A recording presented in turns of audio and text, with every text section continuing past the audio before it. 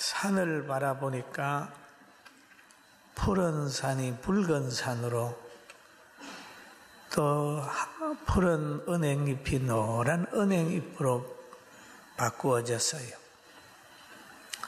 그걸 볼 때마다 아하, 올해도 한 해가 가는구나. 저 화려함 뒤에는 조금 있으면 겨울이 오겠지. 여러분, 가는 세월 잡지 못하고 오는 세월 막지 못합니다. 인생은 다 세월의 물길 속에 다 거기에 있어요. 청춘을 유지하고 싶으나 청춘을 유지할 수 없이 노년으로 흘러가는 것이 인생인데, 그러나 우리가 기뻐하고 찬양하는 것은 우리의 종착역이 길 대신 예수님 안에, 진리 대신 예수님 안에, 생명 되시는 그리스도 안에서 천국이라고 하는 게 보장되어 있기 때문에 노년이 와도 환하게 웃을 수 있는 여유가 생겨요. 할렐루야. 여러분, 고향이 가까우면 가까울수록 그 밀리는 그 힘든 시골길이라도 고향이 가까우면 더 행복하잖아요. 비포장 도로길을 가면서도 고향이 가까우면 그 흔들리는 것을 잘 극복을 하고 설렘이 있듯이 구원의 소망을 가지고 날마다 새로워지기를 주의 이름으로 축원합니다. 그리고 오늘 성경에 보면 예수님을 만났던 바울 사도가 전도 여행 동안에 교회를 세웠던 고린도 교회에다가 편지를 한 내용이 있습니다. 그게 오늘의 본문이에요.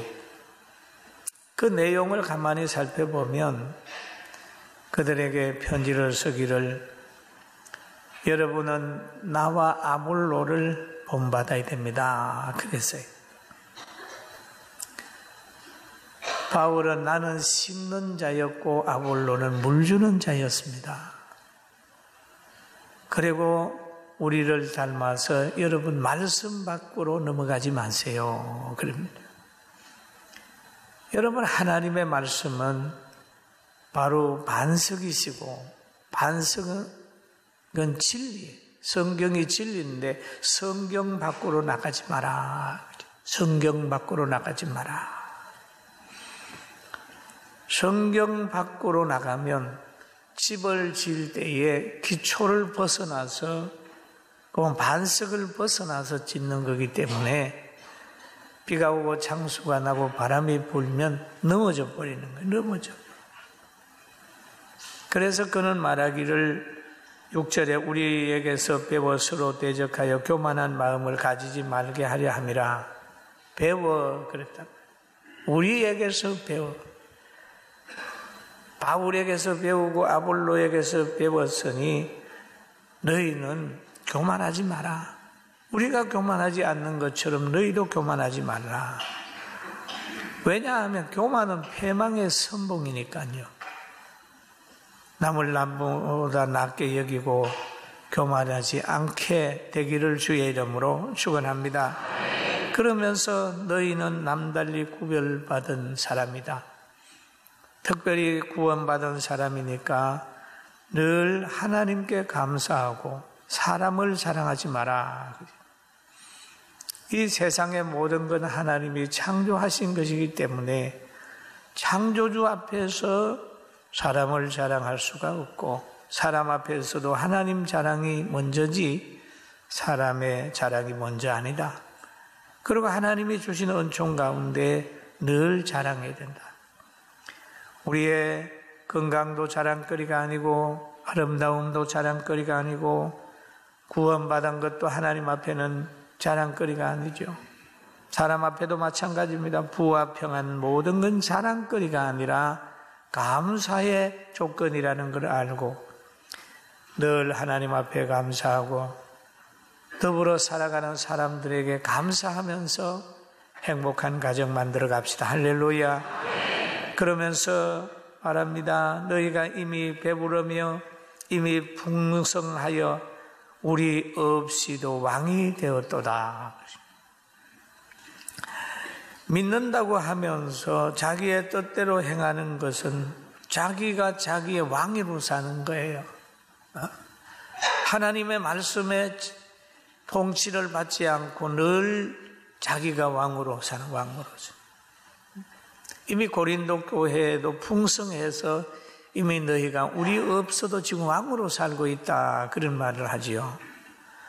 자신이 자신의 인생의 건강과 풍요로움을 이용해서 왕으로 살면 이거 얼마 못 갑니다.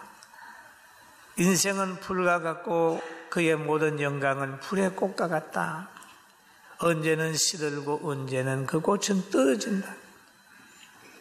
그러나 하나님의 말씀은 세세토록 있다 그런 말이죠. 너희가 그 왕으로 살지 말고 고린도전서 4장 8절에 나온 그대로 우리가 너희와 함께 왕노릇하기 위하여 참으로 너희가 왕이 되기를 원하노라.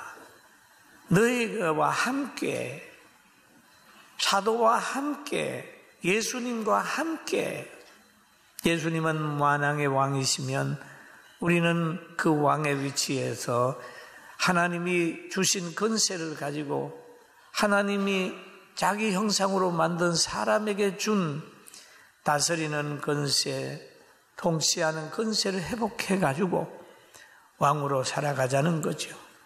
여러분, 우리도 어떤 환경에 지배되지 않고 하나님 말씀 의지하면서 늘 하나님이 주시는 다스리는 권세를 회복하게 되기를 주님의 이름으로 축원합니다. 할렐루야. 이 많은 사람들이 믿음을 가지게 되면 당당하는 거예요. 왜 그럴까요? 하나님이 주시는 그 권세가 회복이 된 거예요. 그리고 이제 삶의 위치에 대하여 바울은 말하기를 고린도전서 4장 9절에 내가 생각하건대 하나님이 사도인 우리를 죽이기로 작정된 자같이 끄트머리에 두셨음에라고 하는 얘기를 하죠.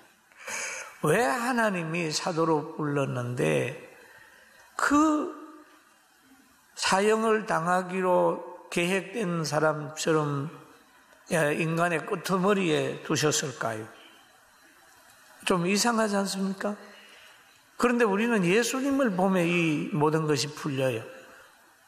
예수님은 하나님이 사랑하는 아들이요 기뻐하는 자녀입니다. 그런데 예수님이 이 땅에 오셔서 구원 사역을 감당하실 때 보면 인간의 생각으로는 이해 못할 길을 가셨어요. 이 땅에 오셔가지고 33년 계셨어요.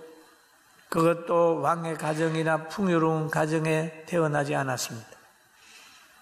동정녀 마리아 순수한 처녀의 몸을 통해서 이 땅에 오셨어요. 그리고 그가 자라는 가정도 보면 그 목수의 가정에서 평범하게, 그것도 좋은 동네도 아닌 나사렛에서 자랐단 말이에요.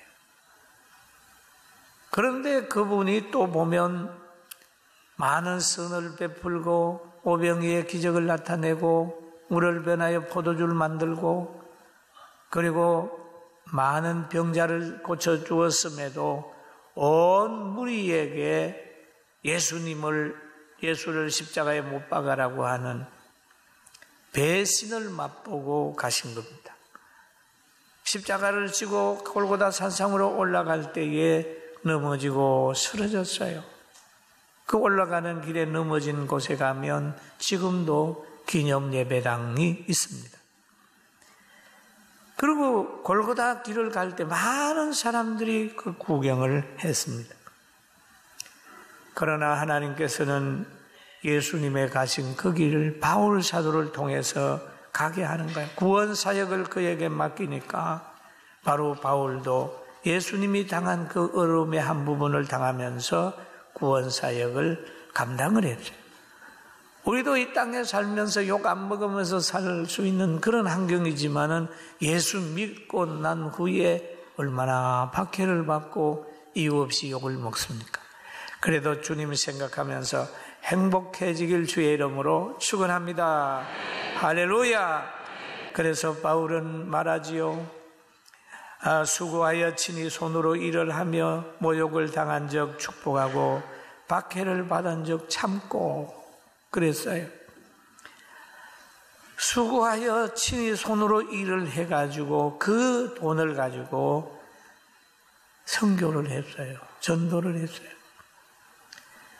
그의 하는 일은 장막 짓는 일을 했습니다. 브루스길라와 아굴라를 만나서 장막 짓는 업을 했어요. 사도행전 18장에 보면 나오는 내용인데 바울이 그들에게 가매 생업이 같음으로 함께 살며 일을 하니 그 생업은 천막을 만드는 것이더라 그랬습니다. 여러분 열심히 일하는 거 행복한 거예요. 할렐루야. 그런데 여기에 보면 모욕을 당한 적 축복하고 박해를 받으면 참고 그래요. 여러분 왜 이런 여유가 생길까요? 이런 여유가 생기는 것은 원수 갚는 곳은 하나님께 있고 절대 예수 믿는 사람 사도들을 박해하는 사람을 하나님이 그냥 두지 않는다는 걸 알기 때문에 다 맡기는 거예요. 다 맡기는 거예요. 악한 사람 잘 되는 것 같지만 절대 아닙니다. 절대 아닙니다. 다 지금 역사적으로 봐도 예수 잘 믿는 나라가 잘 살아요. 할렐루야. 잘 믿는 나라 잘 살아요. 교회를 박해하고 쫓아내고 죽이고 그런 나라들 보세요. 다 못 삽니다. 다 못 삽니다. 다 거지 되는 거예요. 여기 보니까 비방을 받은 적 건면하니 우리가 지금까지 세상에 더러운 것과 맞물려 찌꺼기 같이 되었다. 찌꺼기 같이 되었다. 왜 하나님이 사도들을 만물의 찌꺼기 같은 위치에 두었을까요? 의인이 외면을 당하고 진실이 거짓을 심판하고 나라를 사랑하지 않는 사람이 나라를 사랑하는 사람을 심판하고 일하지 않는 사람이 열심히 일하는 사람을 정죄하는 그런 세상, 이단이 진리를 평가하는 세상, 그런 세상이 있잖아요. 초대교회도 그런 일들이 있었어요. 그러니까 고린도 교회도 보면은 그런 현상이 있었는데 우리 한국도 예외는 아닌 듯 싶었어. 우리는 하나님 앞에 기도하면서 나라를 사랑하고 하나님을 전적으로 의지해야 될 줄로 믿습니다. 아멘. 그런데 사람이 죽이려고 하고 사람이 짓밟아도 하나님이 역사하시면 안 밟힙니다. 절대로 안 밟힙니다. 하나님이 높이시면 누구도 낮출 수가 없어요.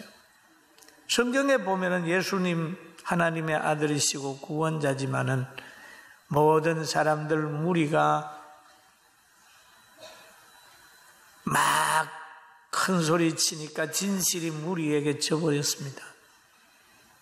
빌라도가 예수님을 십자가에 달으려고 언도를 하게 되니까 끌고 산에 가서 골고다 산에 가서 십자가 따라 돌아가시게 했다.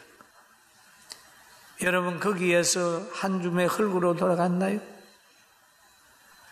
하나님이 살려서 눈물 없고 한숨 없고 고통 없는 박해가 없는 천국으로 예수님을 올라오게 만들었어요. 할렐루야. 그렇습니다. 다니엘을 보세요. 정치적인 정적들이 다니엘이 왕의 총애를 혼자 받는다고 해서 악법을 만들어서 사자굴에 기도하는 채 뒤집 잡아가지고 사자굴에 집어넣었잖아요. 사자가 먹었습니까? 그 장소가 바로 원수 갚는 장소고 높아지는 장소였어요. 요셉을 보세요. 형제들이 요셉을 저 애굽에 팔아버렸습니다. 형제가 애굽에 팔았어요.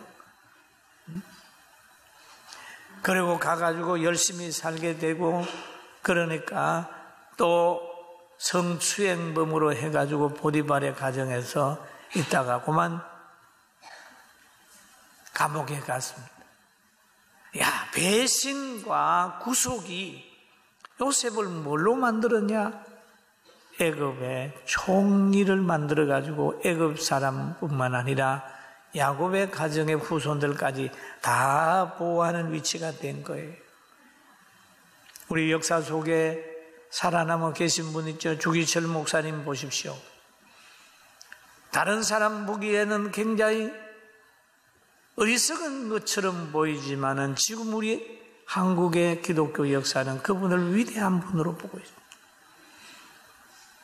자기 아들을 죽인 청년을 자기 아들로 삼은 손양은 목사님의 그때의 당시에는 어리석게 봤지만은 지금은 사랑의 원자탄이라고 존귀하고 있잖아요. 우리가 신앙대로 산다고 하는 것은 어리석게 보이지만은 결국 나중에 가면 존귀한 사람으로 평가를 받을 수 있어요. 할렐루야. 어떤 유산을 남긴 것보다 신앙의 유산을 남기고 아름다운 이름을 남김으로 인하여 그들의 후손이 얼마나 당당하게 잘 되는지 몰라요. 그러면 오늘 이 본문에 보니까 그리스도 안에서 아비의 역할을 얘기를 하고 있는 거죠. 아비는 가정에서 있어요. 아비는 많이 있지 않아요. 부모는 한 명이에요. 엄마도 한 사람이고 진정 부모는 이제 아버지도 육신의 부모는 그래요. 그런데 복음으로 낳았다라고 하는 것은 이게 영적인 자녀인데 이 영적인 자녀도 바울 사도는 자녀처럼 생각해요. 믿음의 아들 디모데 얘기하면서 그렇게 헌신을 했거든요. 그런데 육신의 부모가 자녀를 사랑하는 걸 보면은 이것 역시도 무슨 사랑이냐? 신분적 사랑이었다. 이 신분적 사랑의 강도는 참 깊습니다. 과거에 아주 엄청난 죄를 진 그런 거 있잖아. 그 사람이 막 사람을 죽이고 했던 그 사람의 어머니가 나와서 우리 아들 참 착한 아들이었는데 서울에 돈 벌러 간다고 했는데 돈 벌어오면 같이 잘 살려고 했는데 선생님들 우리 아들 좀 살려줘서 우리 아들 착한 아들입니다. 그 부모가 보기에는 그런 거죠.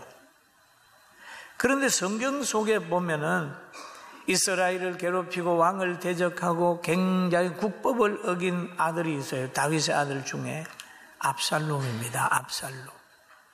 그 압살롬이 정말 잘못했어요.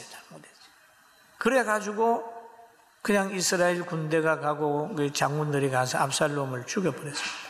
그럴 때 다윗이 열왕 사무엘하 18장 33절에 보면 그 반역자가 죽었는데 그를 자기 아들이기 때문에 이렇게 얘기를 하지요. 같이 봅니다.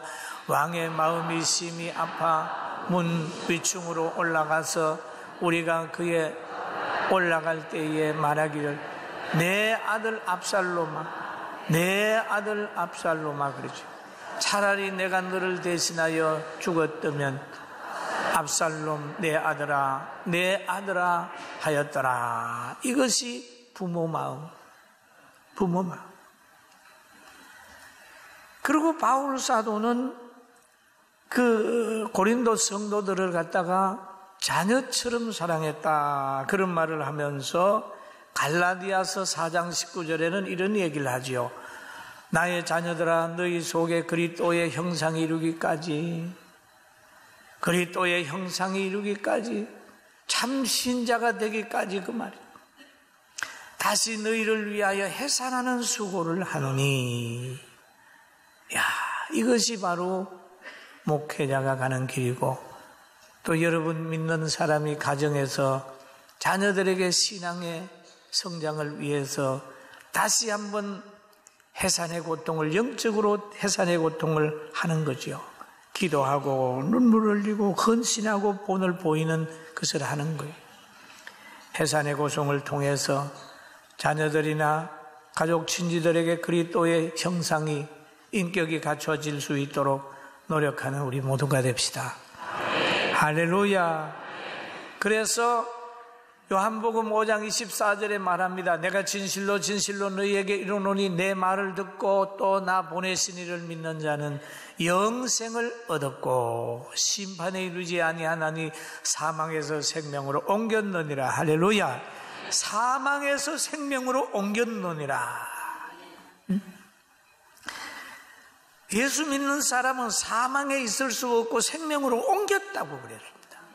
생명으로 옮김을 받은 사람으로 당당하게 생명력을 가지고 살게 되길 주의 이름으로 축원합니다. 고린도후서 4장 12절 같이 한번 봅니다. 그런즉 사망이 우리 안에서 역사하고 생명은 너희 안에서 역사하느니라. 그 말이죠. 사망. 구원 사역을 하는 데는 구원 사역을 방해하는 사람으로 인하여 엄청난 박해가 있어요. 그러나 박해를 받으면서 계속 복음을 전하면 복음을 듣는 사람이 생명이 넘치고 일어나는 거예요. 네. 여러분, 참 앞선 사람이 받는 박해, 핍박, 그런 것이 있어도 생명 내걸고 가는 거예요. 환난과 핍박 중에도 성도는 신앙 지켰네. 이 신앙 생각할 때에 기쁨이 충만하도다.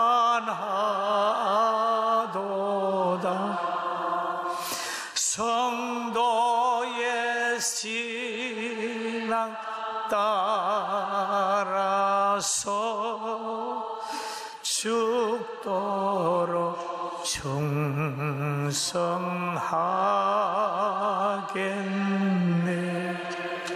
할렐루야. 참, 예수님 안에 산다는 것이 얼마나 행복이죠. 나는 우리 성도들이 그 예수님 안에 살면서 제가 가지고 있는 이 행복감을 좀 가졌으면 좋겠어요. 세상에 여러분 염려하고 걱정하고 한다고 되는 거 있습니까? 없어요. 그리고 눌려 있어 보면 밤잠 못 자지요. 그러나 다 맡기고, 자녀도 내 아들이 아니라 하나님의 자녀니 주셨으니 키워드 줄 거고, 서로 간에 인생이 있으니까 믿음 가지고 서면 옆 사람도 행복하고 나도 행복하고 여러분도 행복하고. 그런데 어둠에 속한 사람들은 특징이 뭐냐 하면 자기 마음에 안 맞으면 자꾸 괴롭혀요. 자기 마음에 안 맞으면 자꾸 욕해요. 그게 어둠에 속한 사람의 특징입니다. 여러분, 우리는 남을 살리고 칭찬할 지언주, 험담하지 말고 사랑하고 그렇게 행복하게 삽시다. 그리고 이제 다음 주간이면 그거잖아요. 다음 주간은 추수감사절이다. 왜 추수감사절을 지킵니까? 하나님이 지키라고 그래서 지키는 거예요. 이 추수감사절을 지키라고 하는 것은요, 저 애굽 사람이나 바벨론 사람이나 이런 사람이 아니라 가나안 복지 들어가서 농사하는 그들을 향해서 지키는 것입니다. 그리고 추수감사절 저 불신자들 보고 지키라는 게 아니라 예수 믿는 우리들 보고 하나님이 지키라고 그러고 또 하나님께 영광을 돌리라고 그런 거니까 온 교회 어린 아이들부터 어른에게 있으니까지 감사하는 마음으로 함께 동참해서 영광을 하나님께 돌리게 되길 주의 이름으로 축원합니다. 이스라엘 백성에게 신명기 16장 17절까지 보면은 이렇게 명령을 했어요. 너희 가운데 한번 같이 봅니다. 너희 가운데 모든 남자는 1년에 3번씩 곧 무교절과 칠칠절과 초막절에 너희 하나님 여호와께서 택하신 곳에서 여호와께 빈손으로 여호와께 배지 말고 각 사람 내 하나님 여호와께서 주신 복을 따라 그 힘대로 될지. 물질이 있는 곳에 마음이 있으니까 너희가 풍성한 복을 받았으면 풍성하게, 없으면 없는 대로 주신 복을 따라. 그렇죠. 여러분, 이번 추수감사절 학습 세례도 받고 주신 복을 따라 감사하면서 그 드린 것이 이웃을 향하여 모든 사람들에게 아름답게 쓰여지고 하나님의 나라에 확장되는 그런 축복을 만들어가기 위하여 하늘의 미랄의 역할을 잘 감당하고, 오늘 이 시간 이후에 바울 사도처럼 찌꺼기 같은 인생, 끄트머리의 인생 같은 위치에 있다 할지라도 주님 바라보면서 희망을 갖게 되길 주의 이름으로 축원합니다. 할렐루야. 일어나야 돼. 나는 왜 이렇게 소외되어 있나? 나는 의지할 사람이 없어. 내가 넘어지면 아무도 잡아주지 않을 거야. 내가 돈 떨어지면 어디 가서 한 푼도 얻을 사람이 없어 라고 생각하는 분 좌절하지 마십시오. 하나님은 일용할 양식을 주실 뿐만 아니라 하나님께 기도하면 길이 있다는 걸 알고 다시 시작해서 영육간의 복을 체험하게 되길 주의 이름으로 축원합니다.